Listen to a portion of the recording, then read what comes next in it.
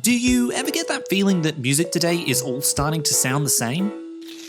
Fun song Some Nights sounds just like Simon & Garfunkel's classic Cecilia. David Guetta's When Love Takes Over sounds like Coldplay's Clocks. And ABBA's Waterloo sounds suspiciously like the Foundation's Build Me Up Buttercup. It begs the question, are we running out of music?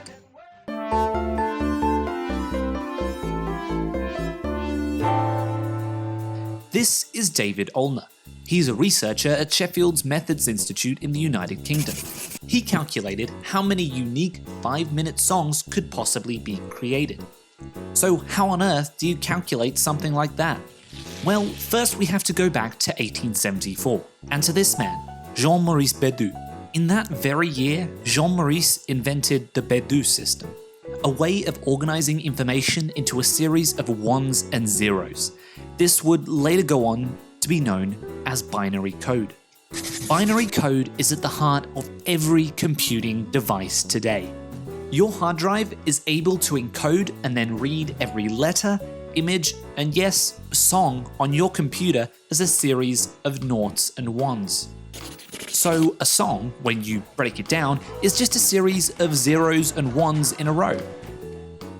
That series of zeros and ones is then read by your computer and played as a sound file. So how many possible combinations of ones and zeros can you make in the space of 5 minutes? 2 to the power of 211,680,000. It's a number over 60 million digits long.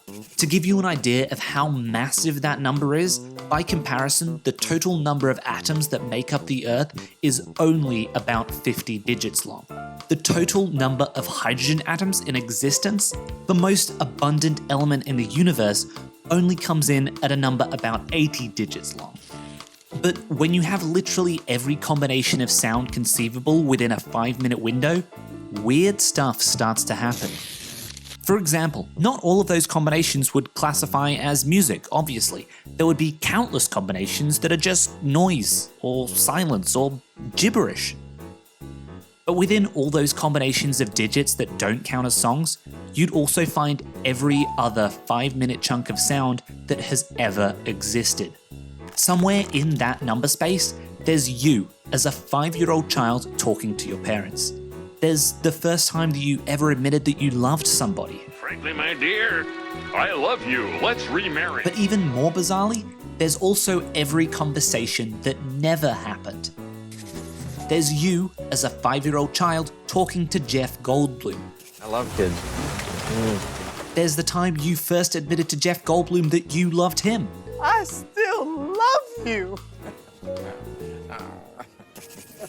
In that number space, there would literally be every single 5-minute block of audio that both has and has not happened. So, are we far enough down the rabbit hole yet?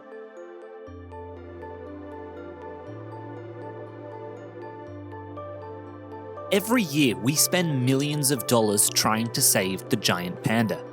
And that's a problem. Next week, we get an expert on the show to talk about how, when it comes to animal conservation, it's survival of the cutest.